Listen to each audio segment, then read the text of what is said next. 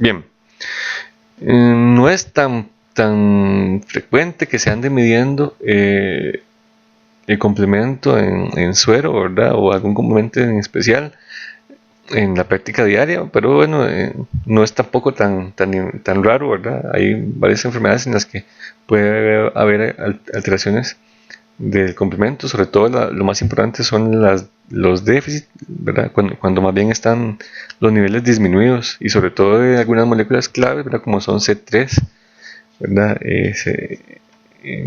Y también pues C4, ¿eh? Entre otras. Entonces, pues esa es como la idea. Y bueno, ¿por qué puede haber un déficit del complemento? Pues puede ser por varias razones. Aquí yo puse pues algunas de ellas. Una deficiencia en la cantidad de componentes puede ocurrir, por ejemplo, cuando hay una disminución de la producción, y recordemos que se produce en el hígado, ¿verdad? Entonces, pues patologías que afecten una extensa cantidad del parénquima hepático pues van a producir una disminución de la producción de estos elementos de complemento. También otra razón puede ser el consumo excesivo, y aquí es un caso interesante, ¿verdad? Algunas enfermedades en donde hay una producción pues grande de complejos inmunes, como puede ocurrir por ejemplo en el lupus eritematoso sistémico, ¿verdad? Entre otras patologías, pues hace que, ¿verdad? Como está habiendo muchos complejos inmunes, hay un consumo excesivo de complemento, ¿verdad? Cada complejo inmune de eso, ¿verdad? Va a llegar una partícula de complemento C3b y se va a pegar, ¿verdad? Y para opsonizarla, para poder retirarla. Entonces, cuando vamos a medir eso al suero, ¿verdad? La cantidad de C3b, pues vamos a encontrar pues una disminución de su cantidad en el suero, ¿verdad? Va a estar disminuido. Y bueno, finalmente la última razón, que no la puse aquí, pero que pues, también es importante, pues es cuando ya ha habido un daño muy excesivo en la membrana glomerular, ¿verdad? Que estamos perdiendo pues proteínas de muchos tipos, y entre esas proteínas que se pierden pues también están proteínas de complemento. Después, esto es en cuanto a la cantidad de componentes, ¿verdad? En cuanto a su concentración. Pero puedo yo tener una concentración normal de componentes de complemento, pero una deficiencia de su función. Entonces, lo que yo puedo tener es una deficiencia funcional de componentes, en donde, por ejemplo, puedo tener un déficit en la opsonización, un déficit en la actividad catalítica, déficit en la activación de la respuesta inmune adquirida, una falta de conexión entre la respuesta inmune adquirida innata, que es una de las funciones también del complemento, ¿verdad? Entonces, ¿cómo esto está sucediendo? Bueno, puede ser varias razones, ¿verdad? Puede ser que yo tenga pues, más bien un exceso de activación de los reguladores por alguna razón, o un déficit pues ya propio de los elementos que deberían cumplir cada una de estas funciones. Esto puede suceder pues de manera congénita, ¿verdad? Por déficits genéticos que hacen que los componentes de complemento pues tengan una forma deficiente y no puedan cumplir su función, ¿verdad? Como proteínas que son. También puede haber alteraciones inducidas, no solo genéticas, ¿verdad? Entonces, pues, bueno, ¿cuáles son consecuencias, verdad? Una de las, tal vez el déficit genético más frecuente y que produce pues clínica desde que la persona nace, ¿verdad? Es congénito. Es el angioedema hereditario, perdón, aquí está mal, aquí es angioedema hereditario,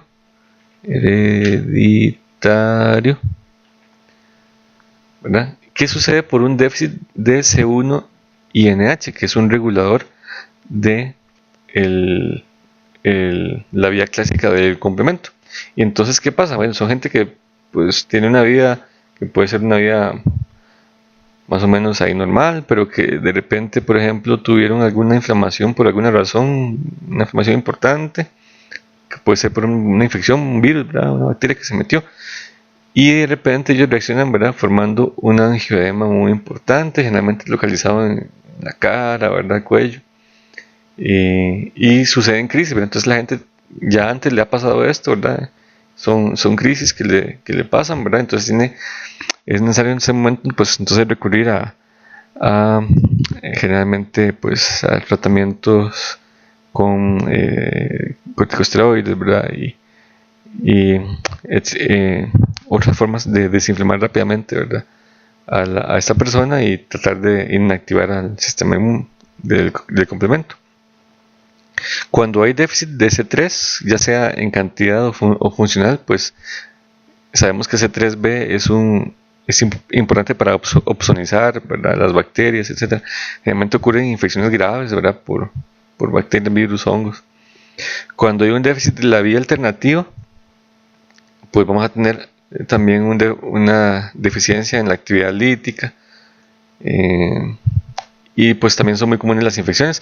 Y cuando es la vía alternativa, especialmente hay una deficiencia para atacar a Neisseria, que Neisseria pues es una bacteria gram positiva, ¿verdad?, que puede estar encapsulada, y por lo tanto el complemento es fundamental, ¿verdad?, sobre todo a través de la vía alternativa que reconocía componentes pues de la cápsula de estas bacterias. Y entonces cuando no se logra, cuando la vía alternativa está de déficit, con un déficit, entonces hay mayor cantidad de infecciones por Neisseria. Y Neisseria, ¿verdad?, puede ser cualquier tipo de Neisseria gonorreae, que provoca la gonorrea, Neisseria meningitis, ¿verdad? Entonces más suceden infecciones graves.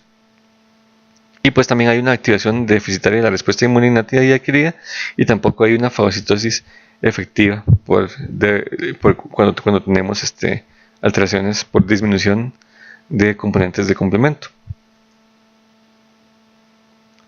En cuanto a las alteraciones adquiridas, que ya hemos hablado un poquillo, pues podemos encontrar niveles disminuidos en el lupus eritematoso sistémico, en el lupus, ¿verdad?, eritematoso sistémico, por consumo de elementos de complemento que se quedan pegados, ¿verdad?, a los complejos inmunes que están muy activos en el lupus, cuando el lupus está, ¿verdad?, mal controlado.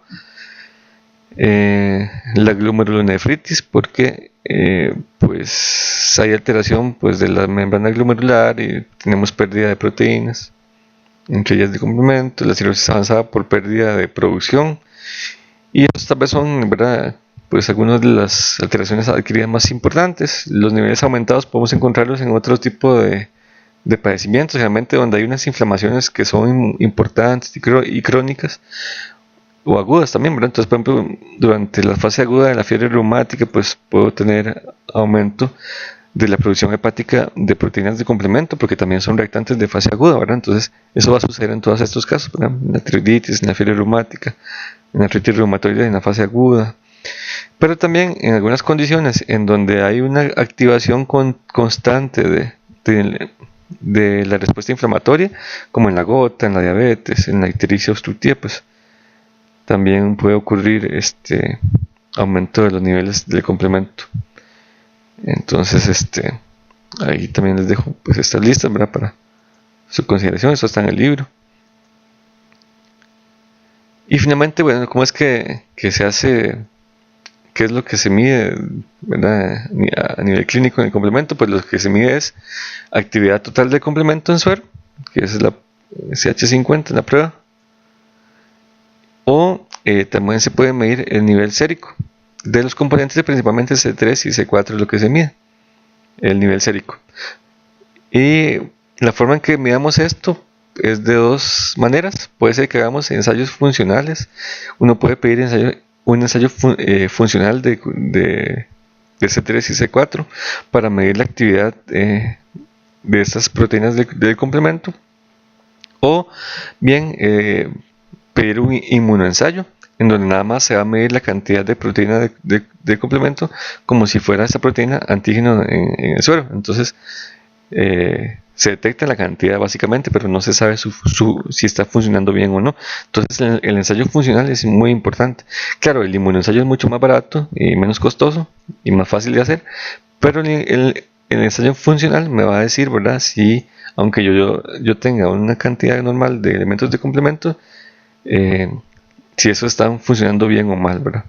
Entonces se puede pedir cualquiera de los dos, y actualmente se puede medir en realidad la función y la cantidad de casi que cualquier proteína de complemento, bueno, por lo menos de las más importantes, que ya vimos en la clase. Entonces, sin embargo, sigue siendo más pedido, ¿verdad? Más importante, pues medir los niveles, ya sea total y también los niveles de C3 y C4, porque están relacionados con más enfermedades. Ahí en el libro tienen ustedes un cuadro que se llama enfermedades asociadas a la deficiencia de cada uno de los componentes de complemento, ¿verdad? Por lo menos de los más importantes. Allí pues yo les diría que es más importante tal vez que ustedes conozcan más sobre todo qué pasa con la deficiencia, más que todo de los componentes más abundantes, que son C3 y C4, ¿verdad? Entonces, tal vez no aprenderse como las enfermedades que se asocian con la deficiencia de todos, ¿verdad? Sino principalmente los de C3 y C4. Entonces, para que se lo lean ahí en el libro.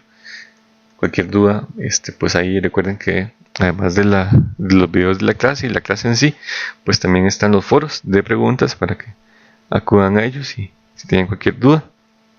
También nos vemos el próximo martes ya en persona para la siguiente clase, que va a ser sobre isoenzimas.